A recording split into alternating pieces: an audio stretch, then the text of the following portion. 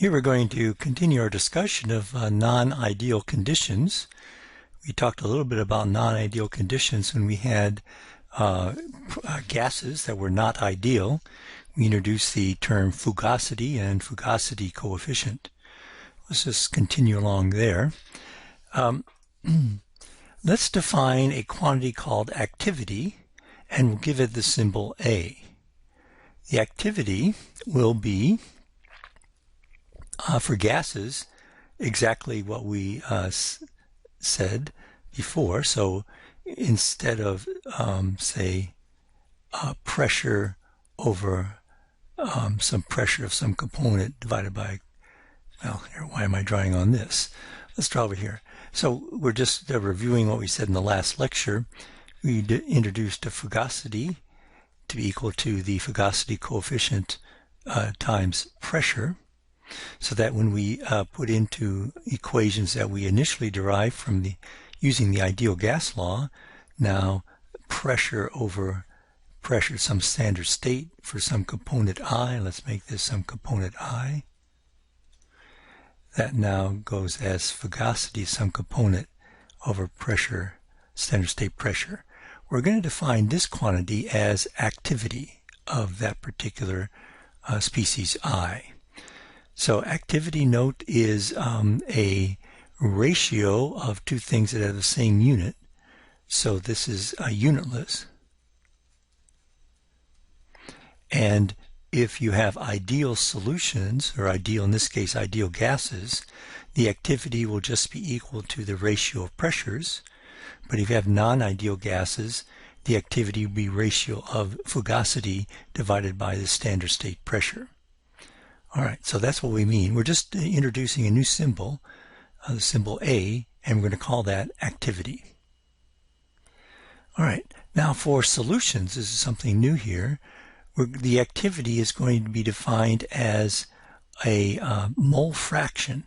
That is a fundamental unit of concentration when you're talking about in physical chemistry, when you talk physical chemistry, mole fraction.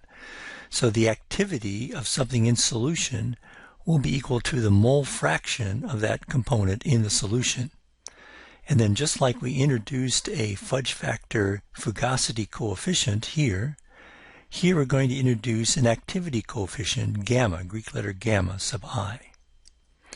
So now for solutions, this was for gases up here. For solution, the activity of I is going to be defined as the mole fraction of I in for ideal, or will be defined as a activity coefficient for that species times the mole fraction I. This is a non-ideal. So the activity coefficient is equal to 1 for an ideal component. All right, so that's what we're doing there. And now here, for pure condensed phases, we'll get to this part in just a minute.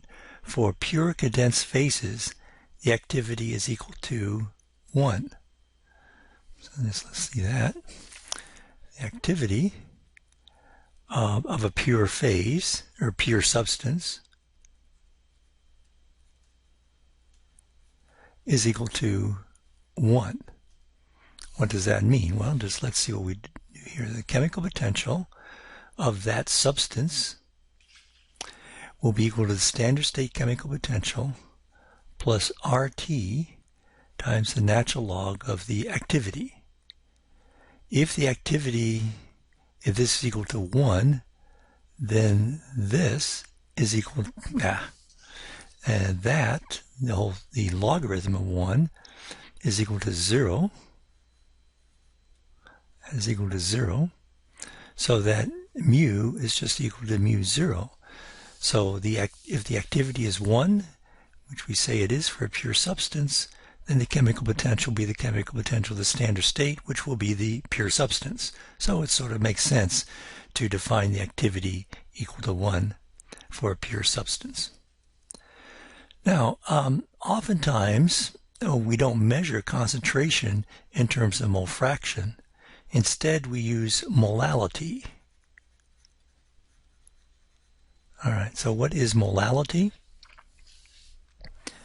Well, recall from introductory chemistry, the molality, which is given the lower case letter m, that is defined as the mole of solute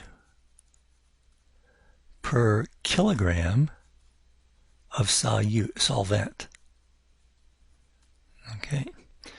Now, mole fraction and molality are similar. Okay, so let's just show that. Let's look at mole fraction. Let's look at two-component system. Mole fraction will be the number of moles of say, the solute divided by the number of moles of solute plus the number of moles of solvent. So 1 corresponds to solute, and 2 corresponds to solvent. And we have a two-component system. And you distinguish solute from solvent by a concentration. In a two-component system, the one that has the lower concentration is usually called the solute, and the one the higher concentration, the solvent. Now let's make the assumption of I have a dilute solution. This ratio then becomes just N1 over N2. So dilute solution, which implies that N1, the number of moles of solvent or solute in solution, is much less than the number of moles of the solvent.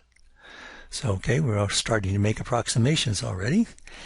And also, remember how let's contrast this with molality. Molality is the number of moles of solute divided by mass. So this is mole fraction of 1. This is molality of 1. Be the number of moles divided by the mass. Number of moles, that's the same. So all you need is a conversion to go from mole fraction to molality. Conversion, how to convert moles to mass, and that is the molar mass.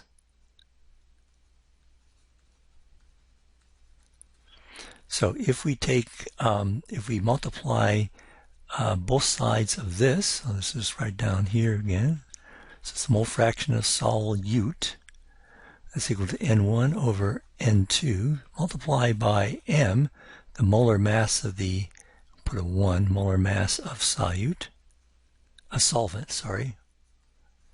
So that should be a 2 because we're using 2 to denote solvent. Put a 2 there and multiply. We can do that, multiply by 1. This then,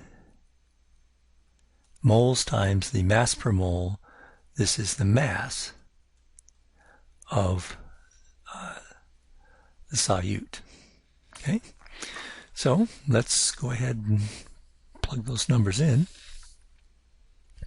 So the chemical potential of the solute is equal to the chemical potential of the solute in the standard state plus RT times the natural log, let's say it's ideal, get rid of the activity, well, all right, we'll put it in, times N1 over N2 times the molar mass of the solvent. And what did we do here? We did dilute solution, and that's the activity coefficient of the solute. All right, so that's mu10 plus, let's pull out an RT times natural log of M2. Remember, the log of products is the sum of the log of the individual things, so we can pull out M2 and add that as an additive term, plus natural log of gamma 1 times N1 over N2 M2. Okay, and what we have here we'll define as a new standard state prime. So and this then would be the molality lowercase m. I make that lowercase m. Molality of solute. So just generally, that's how you convert from mole fraction to molality. The big assumption is you have a dilute solution. And then any constants you have, you incorporate that into a new standard state. The new standard state then would be molality rather than, pure substance, for example. Okay, so that's where that comes into play. Okay, so now what we're really doing is replacing those ratios of concentrations with or without our correction factors, the fugacity or the activity coefficient. Replacing those ratios of concentration with the symbol A, and we're going to call that activity. So now, saying okay, or before we had the reaction quotient as, let's do it for the specific example we used before. A goes to B, and we have A moles of A and B moles of B. This would be the pressure of A divided by the standard state pressure raised to the A power divided by the pressure of B divided by the pressure of B in the standard state. Sorry, this is reactance.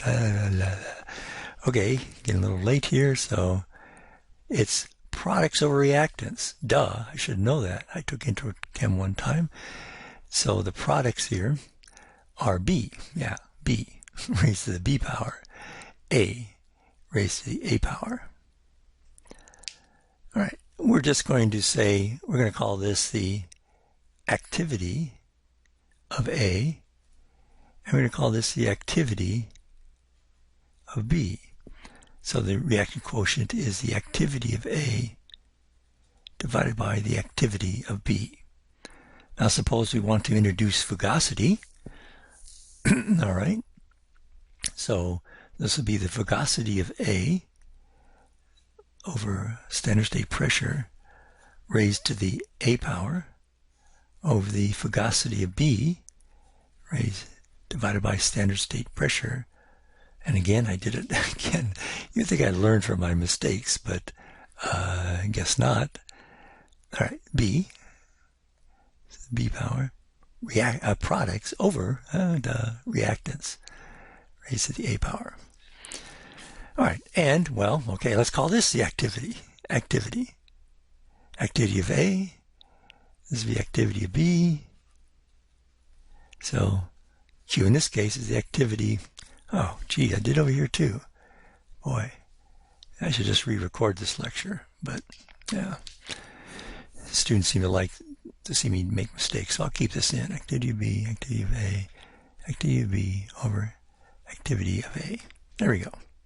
So the activity is either the ratio of pressures, if you're assuming everything's ideal and the fugacity is 1, the fugacity coefficient is 1, or if it's not, put the fugacity in there. All right. So A corrects for non-ideal behavior. And similarly at equilibrium, the equilibrium expression is exactly the same for the reaction quotient, except now the activities you're putting in here are the activities at equilibrium. All right, so in spite of all the mistakes, I hope you got something out of this lecture. And we have one more for lecture 9, and then it'll be done.